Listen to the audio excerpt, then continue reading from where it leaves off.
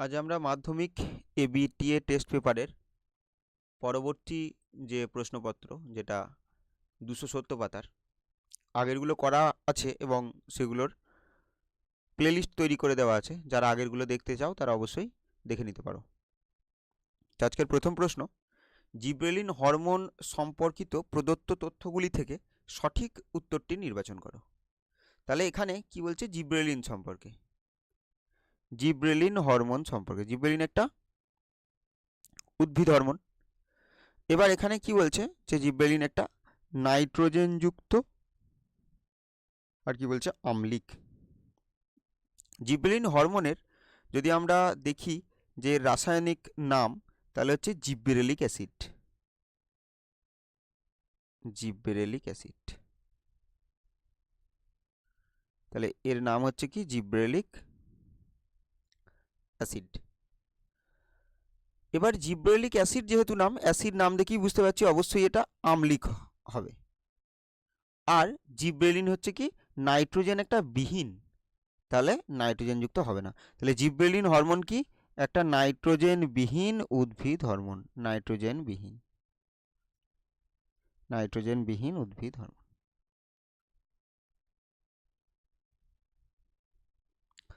এবার বলছে টার্পিনয়েড, এটা টার্পিনয়েড হবে। তাহলে টার্পিনয়েড গোষ্ঠীর জৈব অম্ল। হ্যাঁ, তাহলে জিব্রেলিন একটা টার্পিনয়েড গোষ্ঠীর জৈব অম্ল। বেশ, এবার পরবর্তী আছে কি? পিউরিন জাতীয়। তাহলে কি বলছে? পিউরিন জাতীয় আর ক্ষারীয়। তাহলে ক্ষারীয় উদ্ভিদ হরমোন একটা আছে, সেটা হচ্ছে কি? সাইটোকাইনিন। সাইটোকাইনিন। তাহলে সাইটোকাইনিনটা কীরকম? সাইটোকাইনিনটা হচ্ছে ক্ষারীয়, আর তার সাথে এটা পিউরিন বর্গযুক্ত। তাহলে এটা পিউরিন বর্গযুক্ত, এটাও হবে আবার এটাও হবে। বেশ, আর কি ইন্ডোল বর্গযুক্ত যেটা রয়েছে, তো সেটা কি? সেটা হচ্ছে অক্সিন। ইন্ডোল অ্যাসিটিক অ্যাসিড নাম দেখি আমরা বুঝতে পারছি। তাহলে কি হবে? ইন্ডোল বর্গযুক্ত যেটা রয়েছে সেটা হচ্ছে কি? অক্সিন। তাহলে এখানে উত্তর কি? জিব্রেলিন হরমোন সম্পর্কিত প্রদত্ত তথ্যগুলি থেকে সঠিক তথ্য কোনটা হবে? যে টার্পিনয়েড গোষ্ঠীর জৈব অম্ল। পরবর্তী প্রশ্ন দেখব, হাঁটু ও কনুইতে থাকে। তাহলে হাঁটু ও কনুইতে থাকে, হাঁটু ও কনুই। তাহলে এখানে কি? এখানে যে সন্ধিটা রয়েছে, হাঁটু ও কনুইয়ে যে সন্ধি রয়েছে, তো সেই সন্ধিটা অবশ্যই সাইনোভিয়াল সন্ধি, অর্থাৎ এটা সাইনোভিয়াল গহ্বর আছে, সেখানে সাইনোভিয়াল তরল আছে।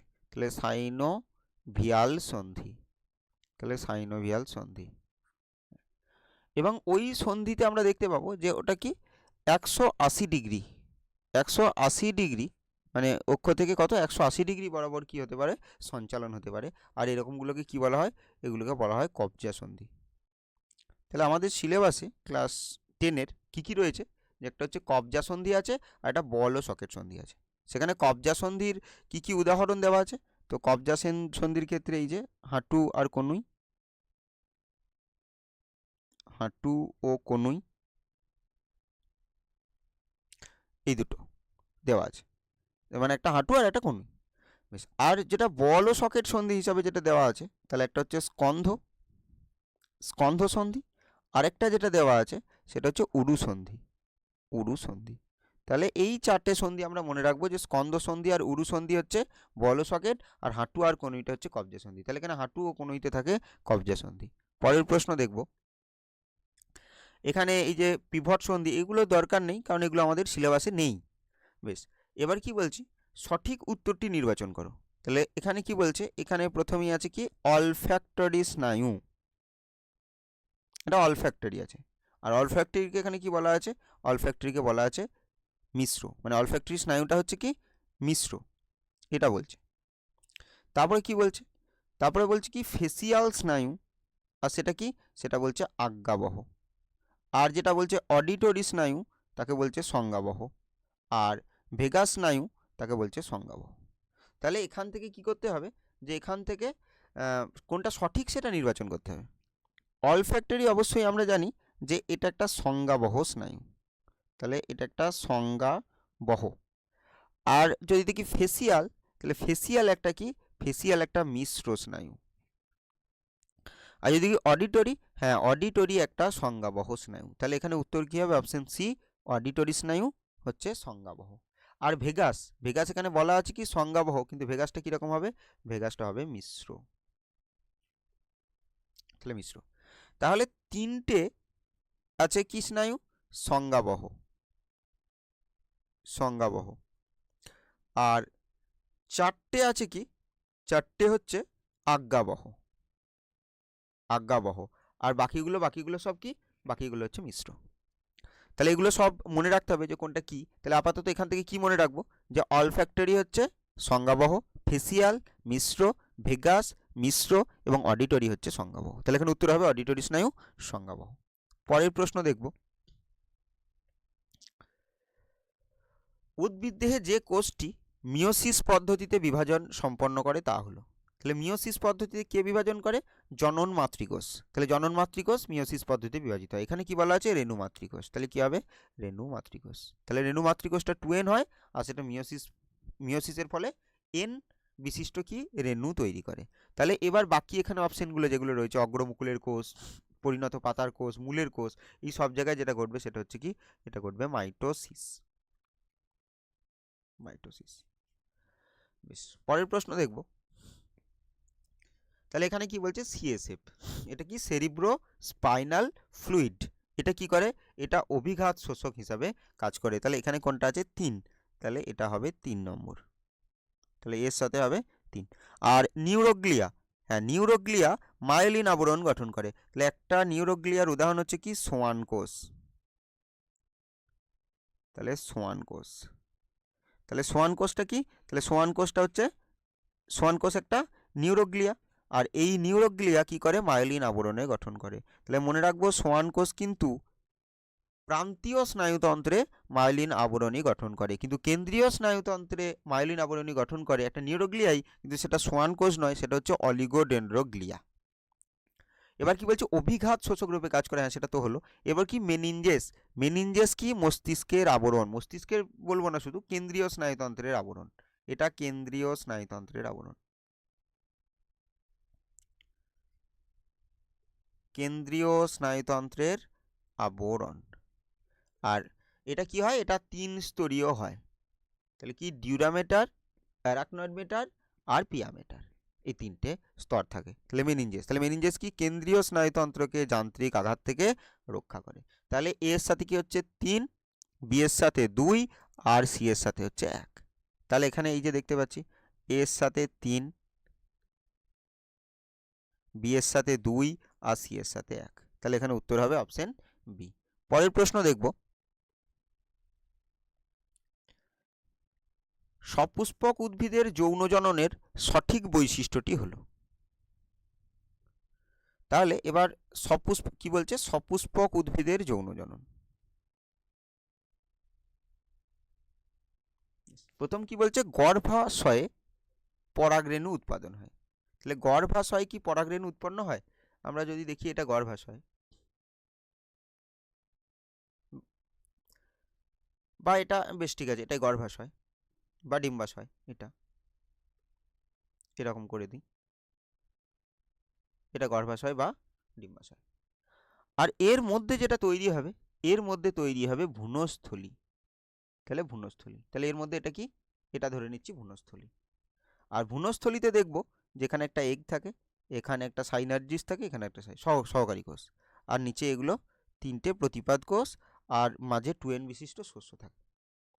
তাহলে গর্ভাশয়ে বলছে পরাগরেণু উৎপন্ন হয় না, গর্ভাশয়ে পরাগরেণু নয়। আমরা যদি বলি এই যেটা সৃষ্টি হলো, তাহলে এটা কি সৃষ্টি হলো? এগ বা ওভাব, বা যেটাকে বলবো ডিম্বাণু সৃষ্টি হয়, ডিম্বাণু।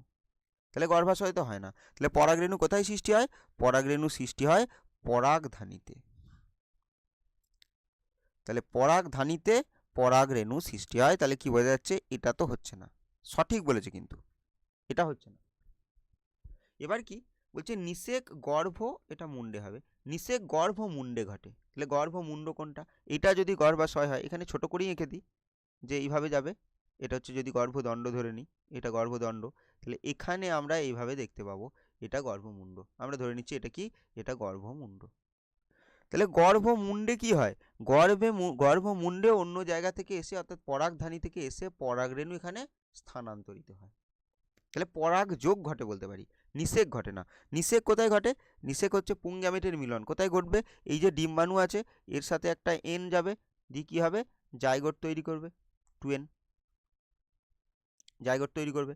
আর এর সাথে এন যাবে, দিয়ে কী সৃষ্টি করবে, এটা তো আগে থেকেই 2n ছিল, তাহলে 3n সৃষ্টি করবে কি, শস্য। তাহলে শস্য সৃষ্টি করবে, যেটা বলছি 3n। তাহলে নিষেক গর্ভমুণ্ডে ঘটে না। নিষেক কোথায় ঘটে, নিষেক কিন্তু এই ডিম্বাশয়ের মধ্যে ঘটে। ডিম্বাশয়ের কোথায়, ভ্রূণস্থলীর মধ্যে। বলছে পরাগনালী ডিম্বগ্রন্থ ভেদ করে, হ্যাঁ তাহলে এই যে পরাগ রেণুটা আছে এ সৃষ্টি করবে পরাগনালী, তাহলে এ কিন্তু ডিম্বকের ভিতরে প্রবেশ করে।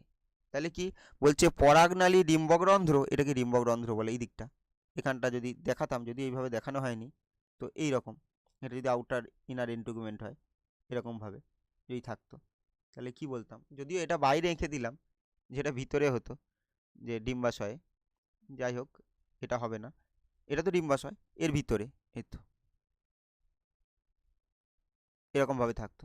তাহলে কি বলতাম, এই জায়গাটাকে কি বলতাম, এই জায়গাটাকে বলতাম হচ্ছে ডিম্বকরন্ধ্র। তাহলে এইদিকে প্রবেশ করতে পারে বা ত্বক দিয়ে প্রবেশ করতে পারে, সেটাই বলছে যে পরাগনালী ডিম্বকরন্ধ্র বা ডিম্বক ত্বক বা ডিম্বক নলের মধ্য দিয়ে ডিম্বকে প্রবেশ করে। তাহলে এটাই হবে কি ঠিক উত্তর। এবার বলছে তারপরেরটা কি, নির্ণীত নিউক্লিয়াস হ্যাপ্লয়েড প্রকৃতির। এই যে বলছে নির্ণীত নিউক্লিয়াস, তাহলে নির্ণীত নিউক্লিয়াস কোনটা, নির্ণীত নিউক্লিয়াস হচ্ছে এটা নির্ণীত নিউক্লিয়াস। এটাকে কি বলা হচ্ছে 2n, তাহলে এটা এরা বলছে হ্যাপ্লয়েড n প্রকৃতির, তাহলে এটা নয়। তাহলে এখানে উত্তর কি হবে, উত্তর হচ্ছে পরাগনালী ডিম্বগ্রন্থ, মানে পরাগনালীটা ডিম্বগ্রন্থ বা ডিম্বক ত্বক বা ডিম্বক মূলের, এটা ডিম্বক মূল হতো, ডিম্বক মূলের মধ্য দিয়ে ডিম্বকে প্রবেশ করে। পরের প্রশ্ন দেখব, ডিম্বক রন্ধ্র দিয়ে যদি প্রবেশ করতো তাহলে কি বলতাম, পোরোগ্যামি, পোরোগ্যামি। যদি ডিম্বক ত্বক দিয়ে যেত তাহলে কি বলতাম, মেসোগ্যামি, মেসোগ্যামি। আর যদি ডিম্বক মূল দিয়ে যেত তাহলে কি বলতাম, চেলাজোগ্যামি, চেলাজোগ্যামি। পরের প্রশ্ন দেখব,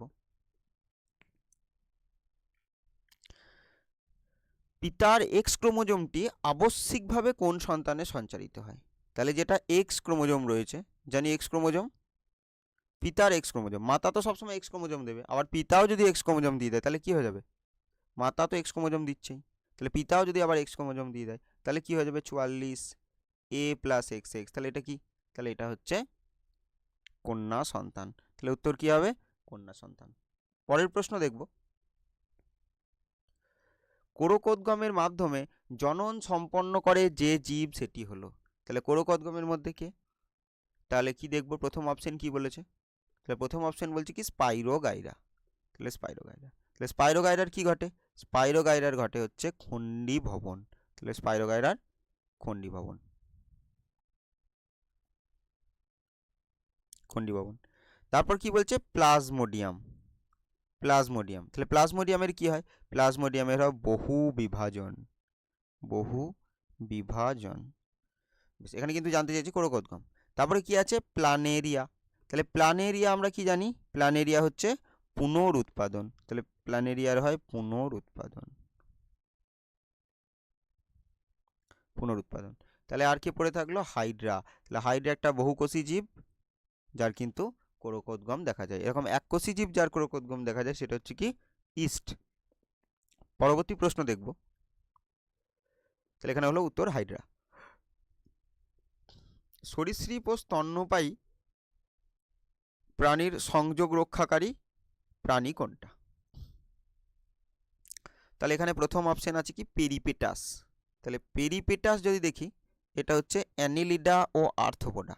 এখানে কি কি বলেছে, এখানে বলেছে সরীসৃপ ও স্তন্যপায়ী, ঠিক আছে। তাহলে এটা কি বলছি, যে পেরিপেটাসটি কি কার মধ্যে সংযোগ রক্ষাকারী, অ্যানিলিডা, অ্যানিলিডা ও আর্থ্রোপোডা, আর্থ্রোপোডা। আর এরপরে কি দেখছি, এরপর দেখছি প্লাটিপাস। তাহলে এখানে এই প্লাটিপাসটাই হবে উত্তর, যেটা সরীসৃপ আর স্তন্যপায়ীর সংযোগ রক্ষাকারী প্রাণী, যেটাকে আমরা কি বলি বাংলায় হংসচঞ্চু, হংসচঞ্চু।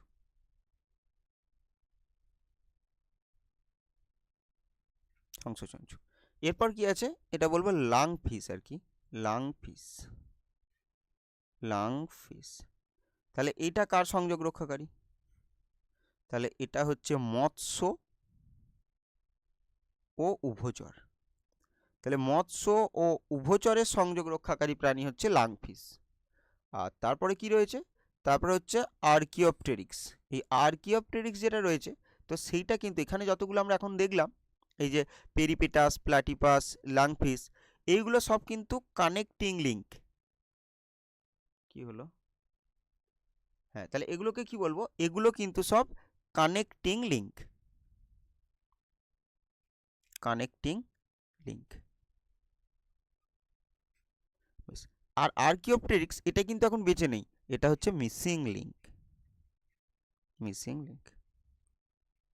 দুটো আলাদা আলাদা গোষ্ঠীর মধ্যে সংযোগ রক্ষা করছে, কিন্তু তারা বেঁচে আছে, সেটা কানেক্টিং লিঙ্ক। আর এটা তারা বেঁচে নেই, সেটা হচ্ছে মিসিং লিঙ্ক। তাহলে সেটা কি কি? এটা পক্ষী ও সরীসৃপ। তাহলে সরীসৃপ আর পক্ষী এর সংযোগ রক্ষাকারী যে জীবটা, সেটা হচ্ছে আর্কিওপটেরিক্স। তাহলে এখানে জানতে চেয়েছিল সরীসৃপ ও স্তন্যপায়ী, তাহলে উত্তর কি হবে? উত্তর হবে প্লাটিপাস।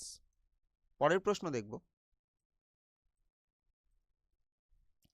প্রদত্ত কোন ক্ষেত্রে কন্যা সন্তান বর্ণান্ধ হতে পারে? এই প্রশ্নটা প্রতিদিনই পাচ্ছি। তাহলে এটা কি? মা বাহক এবং বাবা বর্ণান্ধ হলে। এটা ক্রিস ক্রস উত্তরাধিকার দেখায়। তাহলে বাবার থেকে কন্যা সন্তানের মধ্যে যাবে এবং মা বাহক হবে। না হলে কি, কন্যা সন্তান যদি মা স্বাভাবিক হতো আর বাবা বর্ণান্ধ হতো, তাহলে কিন্তু বাহক হতে পারতো। বেশ, এবার কি জানতে চাইছে? বর্ণান্ধ হতে পারে। তাহলে বর্ণান্ধ হতে গেলে মা বাহক হবে এবং বাবা বর্ণান্ধ হবে। পরের প্রশ্ন দেখব, অজৈব ও জৈব পদার্থ সৃষ্টির পরীক্ষামূলক প্রমাণ কে দেন? তাহলে প্রমাণ কে দেন? প্রমাণ দেন হচ্ছে মিলার এবং উরে। তাহলে মিলার ও উরে প্রমাণ দেন। তাহলে এখানে মনে রাখতে পারি যে ওপারিন কিন্তু এই তথ্যটা দিয়েছিল, অর্থাৎ ওই কেমোজেনি, কেমোজেনি থিওরিটা দেয় ওপারিন, কেমোজেনি, কেমোজেনি থিওরিটি দেয় ওপারিন। হ্যালডেন কি করে? সেটাকে সমর্থন করে। এছাড়া হ্যালডেনের যে যার কথা বলে সেটা হচ্ছে hot dilute soup, hot dilute soup. তাহলে হট ডাইলিউট স্যুপ হ্যালডেন বলে। আর সিডনি ফক্স কি বলে? Microsphere, microsphere. আর ওপারিন কি বলে? ওপারিন বলে কোয়া সার্ভেট, কোয়া সার্ভেট। এই কোয়া সার্ভেট অথবা মাইক্রোস্ফিয়ার, কোয়া সার্ভেট অথবা মাইক্রোস্ফিয়ার এর সাথে যখন নিউক্লিক অ্যাসিড প্রধানত কে ছিল? প্রথম যেটা তৈরি হয়েছিল সেটা হচ্ছে আরএনএ দিয়ে। কি তৈরি হয়েছিল? দিয়ে তৈরি হয়েছিল প্রোটোসেল, প্রোটোসেল। এবার বেশি ঠিক যদি বলি, তাহলে এক্ষেত্রে কিন্তু মাইক্রোস্ফিয়ার। কারণ কোয়া সার্ভেটে বলা হচ্ছিল কি, যে বাইরে যে লেয়ারটা লিপিডের ছিল, বাইরে লিপিডের লেয়ার ছিল, আর প্রোটিনয়েডগুলো এর ভিতরে প্রবেশ করেছে। কে প্রবেশ করেছে? প্রোটিনয়েড। কিন্তু প্রোটিনয়েডগুলো যেহেতু শৃঙ্খলযুক্ত, তো সেহেতু কি বলা হচ্ছে, এই লিপিড কিন্তু তাকে লিপিড ভেদ করে প্রোটিনয়েড যেতে পারবে না। এটা পরবর্তীকালে মনে করা হতো যে মাইক্রোস্ফিয়ার কিন্তু, যে এই উপাদানটা কিন্তু মাইক্রোস্ফিয়ার বলা বেশি ঠিক, সেরকম মনে করা হয়। আর ওপারিন কি বলে? কোয়া সার্ভেট, এবং সিডনি ফক্স বলে মাইক্রোস্ফিয়ার। বিশাল এখানে উত্তর কি? মিলার এবং উরে এর প্রমাণ দেন। পরবর্তী প্রশ্ন দেখব, ফিলোজফি জুওলজিক গ্রন্থের উপস্থিত প্রতিপাদ্য বিষয়টি হলো। তাহলে এই বইটা কার লেখা? এই বইটা লেখা হচ্ছে ল্যামার্কের লেখা। আর এই বইটার প্রতিপাদ্য বিষয় কি? অর্জিত বৈশিষ্ট্যের বা অর্জিত গুণের বংশানুসরণ। আর বাকি এখানে যেগুলো আছে, যোগ্যতমের উদ্বর্তন, অস্তিত্বের জন্য সংগ্রাম, এগুলো সব কার মতবাদ? সেটা হচ্ছে ডারউইন।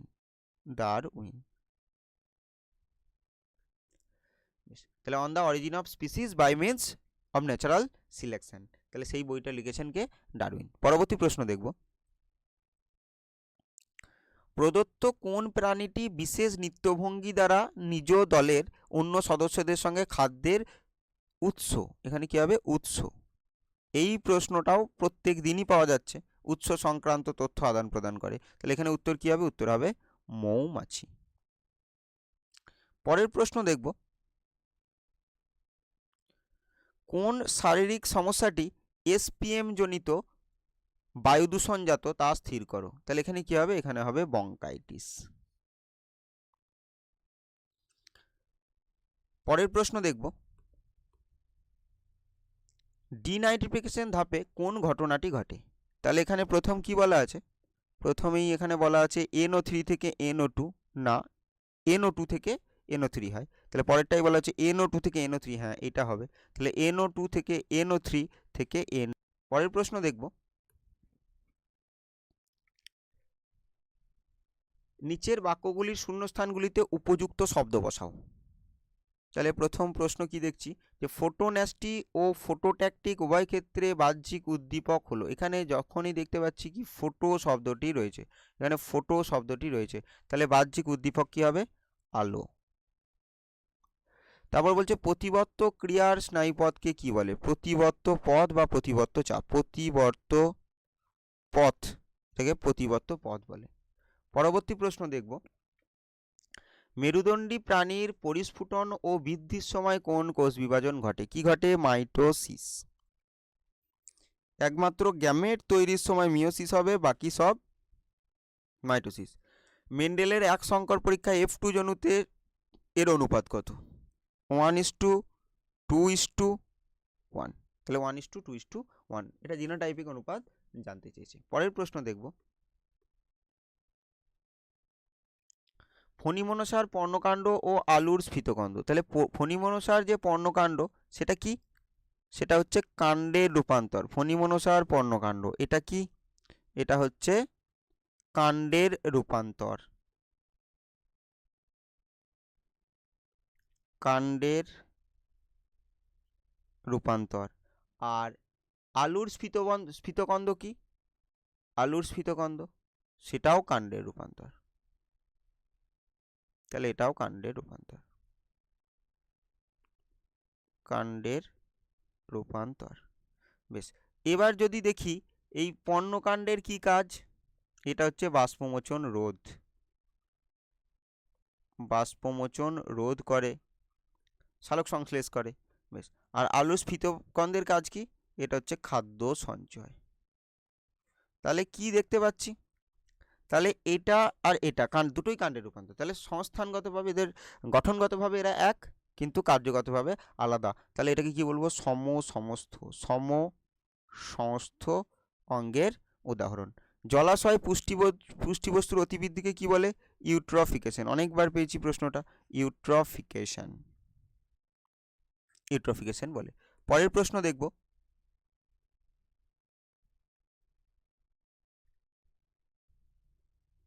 মায়োকার্ডিয়াল ইনফ্রাকশন জল দূষণ ঘটিত একটা রোগ না। মায়োকার্ডিয়াল ইনফ্রাকশন জল দূষণ ঘটিত রোগ না। এটা হচ্ছে কি, যে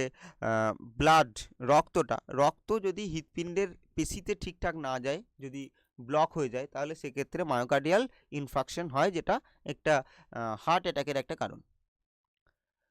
অভিব্যক্তির অন্যতম কারণ হলো অভিযোজন। হ্যাঁ সত্য, তাহলে অভিব্যক্তির অন্যতম কারণ কিন্তু অভিযোজন। পরের প্রশ্ন দেখব, হিমোফিলিয়া রোগের ক্ষেত্রে পুরুষরা হবে, পুরুষরা সর্বদা বাহক হয় না। এটা সর্বদা বাহক হয় না, পুরুষরা বাহক হতেই পারে না। তাহলে পুরুষরা কি হবে? আক্রান্ত না হলে স্বাভাবিক। কারণ কি? কারণ হিমোফিলিয়া হচ্ছে এক্স ক্রোমোজোম ঘটিত প্রচ্ছন্ন জিন ঘটিত রোগ। সাদা ও কালো বর্ণের গিনিপিগের সংকরায়নে সর্বদা F1 অপত্যগুলি কালো বর্ণের হবে। এইবার এখানে একটা কথা হচ্ছে কি, এখানে সাদা ও কালো বর্ণের গিনিপিগের সংকরায়নের কথা বলছে। তো এইটা আমরা ধরে নিচ্ছি যে ওটা ওই যে এক সংকর জনন পরীক্ষা করা হচ্ছে, আর সেখানে সাদা আর কালোটাকে যদি দেখি, সাদা আর কালো এই দুটোকেই যদি দেখা হয় যে কি হিসাবে নেওয়া হয়েছে? বিশুদ্ধ হিসাবে নেওয়া হয়েছে। বিশুদ্ধ, এটাও ধরে নিচ্ছি বিশুদ্ধ। তাহলে বিশুদ্ধ হিসাবে যদি নেওয়া হয়, তাহলে সাদাটা কি রকম নেব? দুটোই কি হবে? প্রকট, মানে দুটোই প্রচ্ছন্ন, প্রকট বলছি। আর কালোটার ক্ষেত্রে এই যে আমি এটা আরেকবার করি, তাহলে সাদা যদি নেওয়া হয় প্রচ্ছন্ন তাহলে কি নেব? B B. আর যদি কালোটা নেওয়া হয় তাহলে কি নেব? বড় বি, বড় বি। এইরকম যদি নিয়ে যদি সংক্রায়ন করা হয় তাহলে অবশ্যই প্রথম অপত্যজনিতে সবগুলো কালো হবে। কিন্তু আমরা যদি বলছি এখানে সাদা আর কালো বর্ণের গিনিপিগ নেওয়া হয়েছে, যদি সাদা বর্ণের গিনিপিগ নেওয়া হতো তাহলে তো আমরা এই রকমও নিতে পারতাম, বেশ এটা নয় এরকম নিলাম, আর কালো বর্ণেরটা তো আমরা এই রকমও নিতে পারতাম। এবার এই রকম যদি নেওয়া হয় তাহলে কিন্তু এর রেজাল্ট 100% কালো আসবে না। তাহলে এটা কার মতো হয়ে যাবে? এটা হচ্ছে একটা টেস্ট ক্রসের মতো। আর টেস্ট ক্রসে কি হয়? 50% রেজাল্ট আসে, অর্থাৎ 1:1। তাহলে সেক্ষেত্রে 1:1 হতো। তাহলে বলছে অপত্যগুলি কালো বর্ণের হবে। এইটা যদি বলা থাকতো যে বিশুদ্ধ সাদা এবং বিশুদ্ধ কালো বর্ণের গিনিপিগের সংকরায়নে সর্বদা F1 অপত্যগুলি কালো বর্ণের হবে তাহলে এটা ঠিক হতো। এখানে কিন্তু উত্তর হবে ভুল, এটা মিথ্যা। যেহেতু এখানে কিন্তু উল্লেখ করা নেই যে বিশুদ্ধ সাদা এবং বিশুদ্ধ কালো। এখানে বলছে সাদা ও কালো বর্ণের গিনিপিগে সংকরায়নে সর্বদা, এই যে সর্বদা F1 কালো বর্ণের হবে। তাহলে সর্বদা হতে গেলে কি হতে হতো? দুটোকে বিশুদ্ধ হতে হতো। তাহলে এখানে কি বলবো? এখানে কিন্তু এই স্টেটমেন্টটা কিন্তু মিথ্যা, এটা নয় যে সাদা ও কালো বর্ণের গিনিপিগ সংকরায়নে সর্বদা F1 অপত্যগুলি কালো বর্ণের হবে। ঠিক আছে, এবার আমরা যদি সাদাটাকে বিশুদ্ধ আর কালোটাকে বিশুদ্ধ ধরে নিয়ে করি তাহলে উত্তর কিন্তু সত্য হতো, কিন্তু সাদা কালোটা তো বিশুদ্ধ নাও হতে পারে। তো তার জন্য এটা কি বলবো? এটা হচ্ছে মিথ্যা। পরের প্রশ্ন দেখব, সপুষ্পক উদ্ভিদের নিষেকের পর ডিম্বক বীজে পরিণত হয়। হ্যাঁ, ডিম্বক বীজে এবং ডিম্বাশয় ফলে পরিণত হয়, ওটা লিখলাম না। পরবর্তী প্রশ্ন দেখব, স্টক সিয়নের থেকে উন্নত। হ্যাঁ, এবার স্টক কি? স্টক হচ্ছে মূলযুক্ত উদ্ভিদটা, ধরে নিয়ে এটা একটা উদ্ভিদ, এটা মূলযুক্ত উদ্ভিদ। আর একটা কি নেওয়া হয়েছে? আর একটা অন্য উদ্ভিদের একটা শাখা নেওয়া হয়েছে। এবার এই শাখাটাকে যদি এর সাথে জুড়ি, এই স্টকটা যদি উন্নত মানেরই হয় তাহলে তো আমার জোর কলম করার কোনো দরকার ছিল না। তাহলে স্টকটা উন্নত, স্টক সিয়নের থেকে উন্নত নয়, এই সিয়নটাকে হতে হবে উন্নত, এই সিয়নটাকে হতে হবে উন্নত। তাহলে এখানে এটা হবে মিথ্যা। তাহলে স্টক সিয়নের থেকে উন্নত না, সিয়নটা উন্নত স্টকের থেকে। যাই হোক, তাহলে এটা কি? মিথ্যা। পরবর্তী প্রশ্ন দেখব, এবার স্তম্ভ বিস্তম্ভ মেলানো। তাহলে কি রয়েছে? এটা একসাথে হচ্ছে না, এটা দেখে নিই যে কি রয়েছে। টেন্ডন আর অস্থিও পেশির সংযোজন। তাহলে এখানে ছিল টেন্ডন, এখানে ছিল টেন্ডন, এখানে হচ্ছে অস্থি ও পেশির সংকোচন। আচ্ছা, বেশ। তাহলে টেন্ডন কি? টেন্ডন এখানে যেগুলো আছে, মেরিচিপাস, প্রোটিনয়েড, চোখের মধ্যে ক্রোমাটিড, ইওহিপাস, মেরিচিপাস, প্রোটিনয়েড, আর কিছু ছিল না? আচ্ছা, প্যারামেসিয়াম রয়েছে, ক্রোমাটিড, অস্থি, আচ্ছা অস্থি ও পেশির সংযোজন ছিল। আচ্ছা আচ্ছা, তাহলে এখানে কি হবে? অস্থি ও পেশির সংযোজন। 2.13টা হচ্ছে কি? এ। সাসপেনসরি, সাসপেনসরি লিগামেন্ট যেটা রয়েছে তাহলে সেটা কি হবে? সেটা হচ্ছে চোখের মধ্যস্তর। তাহলে চোখের মধ্যস্তরে কি আছে? সাসপেনসরি লিগামেন্ট। তাহলে এটা একদম শেষেরটা ছিল এফ, নাকি? এফ। তাহলে এটা হচ্ছে কি? এফ। এরপর কি বলছি? সিলিয়া। সিলিয়া হচ্ছিল কি? প্যারামেসিয়াম। তাহলে প্যারামেসিয়াম, প্যারামেসিয়াম হচ্ছে, তা তো ছিল না, মেরিচিপাস, প্রোটিনয়েড, সিলিয়া।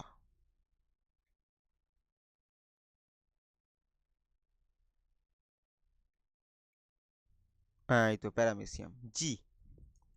তাহলে সিলিয়া ছিল কোথায়? সিলিয়া ছিল জিতে। তাহলে এটা হচ্ছে জি। আর ক্রোমোজোমের দণ্ডাকার গঠনটা কি? ক্রোমাটিড। আর অ্যামাইনো অ্যাসিডের পলিমারাইজেশন দ্বারা উৎপন্ন অণু, এটা হচ্ছে প্রোটিনয়েড, ই।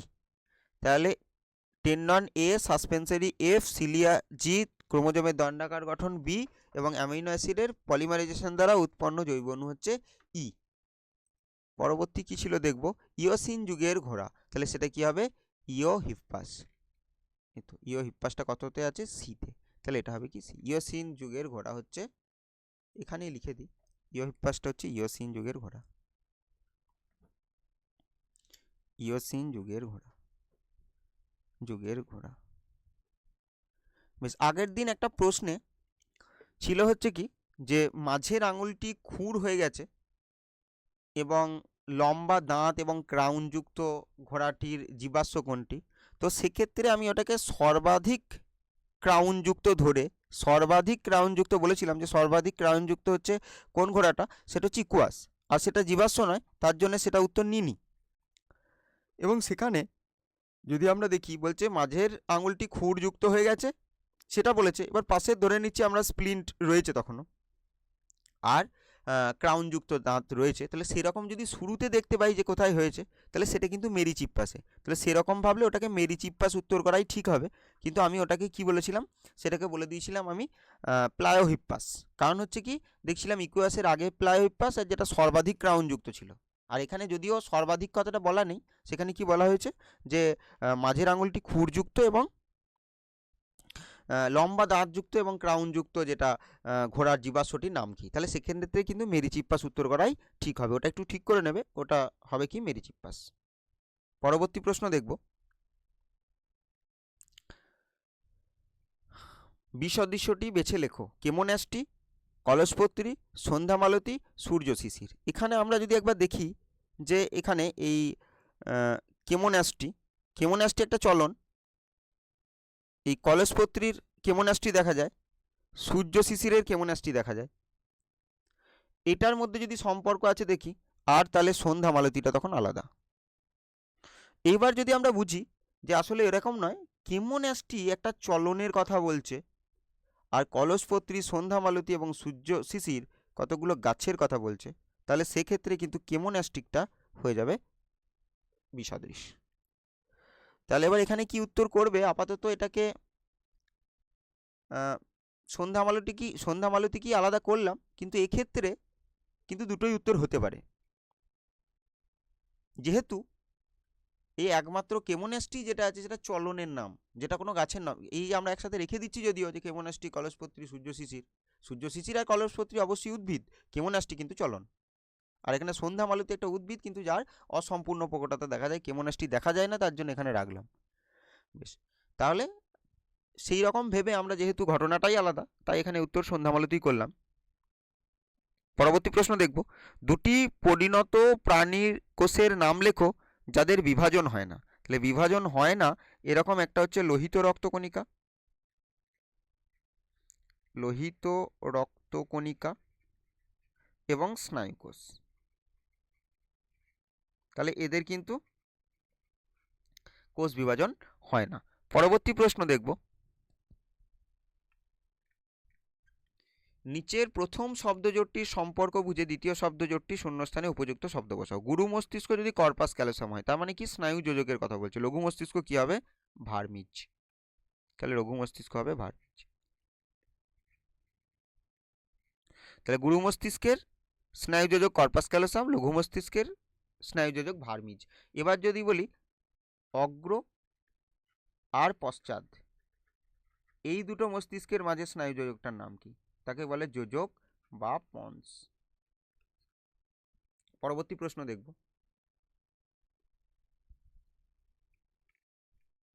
ব্যাঙ ও বাঘের মধ্যে বাস্তুতান্ত্রিকভাবে কোন ধরনের সাদৃশ্য বর্তমান। তাহলে এখানে দেখব ব্যাঙও একটা শ্রেণীর খাদক আর বাঘও একটা শ্রেণীর খাদক, তাহলে দুইজনই কি, দুইজনই হচ্ছে খাদক। ওয়াই, টি আর ওয়াই এটা কোন ধরনের গুণের সংকেত বহন করে। তাহলে টিটা কি, টিটা হচ্ছে লম্বা,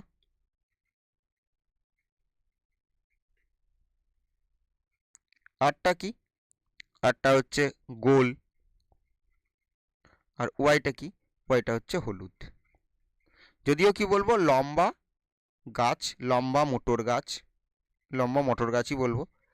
আর গোল, তাহলে গোলটা কি বলবো, গোল বীজ। আর হলুদ কি, হলুদ হচ্ছে বীজ। বেশ, তাহলে এগুলো সব কি প্রকট বৈশিষ্ট্য, সব ক্যাপিটাল লেটারে লেখা আছে। পরবর্তী প্রশ্ন দেখব, নিচের 4টি বিষয়ের মধ্যে 3টি অপর বিষয়টির অন্তর্গত, সেটি খুঁজে বের করো। অঙ্গের ব্যবহার অব্যবহার, অর্জিত গুণের বংশানুসরণ, ল্যামাকবাদ আর জীবের সচেষ্টতা। তাহলে সবগুলোই কি? সবগুলোই ল্যামাকবাদ। পরবর্তী প্রশ্ন দেখব, ধৌতকরণে ব্যবহৃত 2টি জীবাণুনাশকের নাম লেখো। তো এগুলো বিভিন্ন অ্যান্টিসেপটিক লোশন যেগুলো রয়েছে, তাহলে কি বলতে পারি? Dettol, Savlon.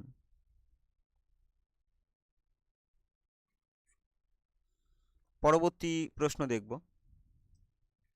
শেষ প্রশ্ন, একটি অন্তর্বাহী স্নায়ুর নাম লেখো। একটি অন্তর্বাহী স্নায়ুর নাম লেখো। তাহলে অন্তর্বাহী স্নায়ু যেমন আজই পড়লাম যে একটা অলফ্যাক্টরি,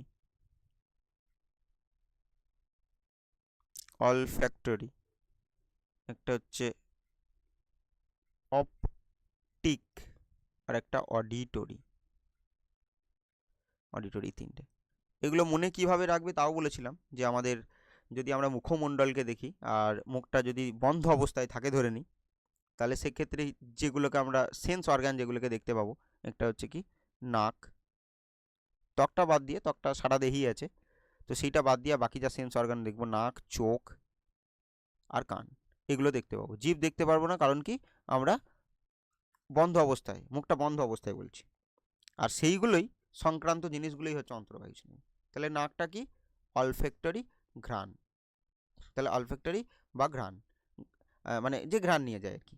অপটিক দর্শন, চোখ, আর অডিটরি শ্রবণ, কান। তাহলে এই যে অলফ্যাক্টরি, অপটিক আর অডিটরি, এগুলো হচ্ছে অন্তর্বাহী স্নায়ু। তো আজকে এই ছিল 41টা প্রশ্ন। এবার যার মধ্যে তো হোমওয়ার্ক তো দেওয়া নেই, তো এবার আজকে এক কাজ করতে পারো, যে যতগুলো মিশ্র স্নায়ু আছে তাদের নাম শুধু লিখে দেবে, যে মিশ্র স্নায়ুগুলির নাম। মিশ্র স্নায়ু,